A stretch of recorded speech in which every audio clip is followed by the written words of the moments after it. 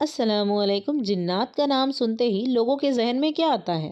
الادین کا چراغ یا پھر ہارر فلموں کی وہ خوفناک چڑیلیں جن کے دانت باہر نکلے ہوتے ہیں؟ حیرت کی بات یہ ہے کہ بچپن سے ہمیں یہ کہہ کر ڈرایا جاتا ہے کہ اگر درخت کے نیچے گئے تو جن چمٹ جائیں گا، اور اگر آپ نے خوشبو لگا لی تو وہ آپ پر عاشق ہو جائیں گا۔ حقیقت یہ ہے کہ میڈیا اور جعلی باباؤں نے جنات کو ایک مذاق اور صرف پیسہ کمانے کا دھندا بنا لیا ہے۔ چلیے آج ہم اس وہم سے آپ کو دور کرتے ہیں اور اس خوفناک حقیقت کو جانتے ہیں جو 1400 سال پہلے ہی بیان کر دی گئی تھی۔ اب حقیقت سنیے۔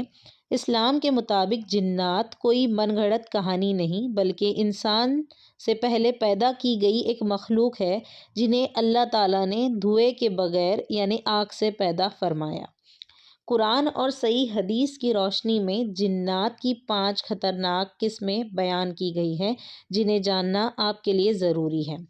پہلی قسم ہے الجان۔ یہ عام جنات ہوتے ہیں جو ریگستانوں اور ویران جگہوں میں رہتے ہیں۔ ان میں مسلمان بھی ہوتے ہیں اور کافر بھی۔ یہ انسانوں سے دوستی بھی کر سکتے ہیں، بالکل اسی طرح جیسے انسان ایک دوسرے سے کرتے ہیں۔ دوسری قسم ہے مارد۔ یہ جنات کی سب سے باغی اور سرکش قسم ہے۔ قرآن مجید کی سورہ الصفات آیت نمبر 37 میں ان کا ذکر ملتا ہے۔ یہ سمندروں اور کھلے پانی کے قریب پائے جاتے ہیں۔ یہ نہایت مکار ہوتے ہیں اور جادو ٹونے میں ان کا استعمال سب سے زیادہ خطرناک مانا جاتا ہے۔ تیسری قسم ہے عفریت۔ یہ ایک نہایت طاقتور جن ہوتا ہے۔ اس کا ذکر سورہ النمل آیت نمبر 39 میں آتا ہے، جب حضرت سلیمان علیہ السلام کے دربار میں تخت لانے کا واقعہ بیان ہوا۔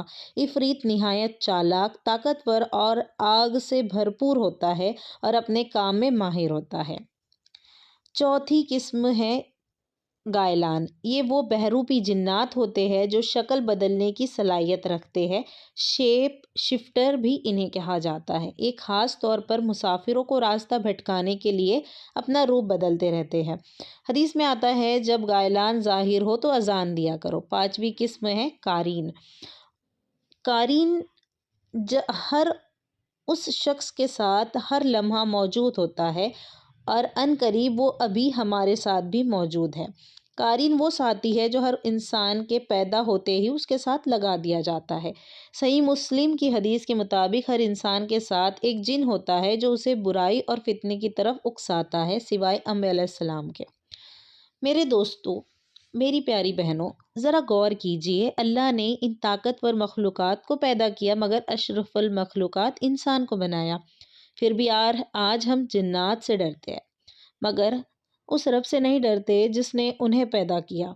ہم جنات کے وسوسوں میں آ کر گناہ تو کر لیتے ہیں، مگر یہ بھول جاتے ہیں کہ آخرت میں کوئی جن ہمیں بچانے نہیں آنے والا۔ وہاں صرف ہمارے اعمال ہی کام آئیں گے۔ اپنے ایمان کو مضبوط کیجئے، کیونکہ جس کا تعلق اللہ سے مضبوط ہو اس کا کوئی جن، کوئی جادو کچھ نہیں بگاڑ سکتا۔ آخر میں ایک سوال اپنے دل سے پوچھئے کہ آپ اپنے قارین کی سن رہے ہیں یا اپنے ضمیر کی؟ کمنٹ میں استغفر اللہ لکھیے اور اپنی رائے ضرور دیجیے گا۔ اللہ حافظ۔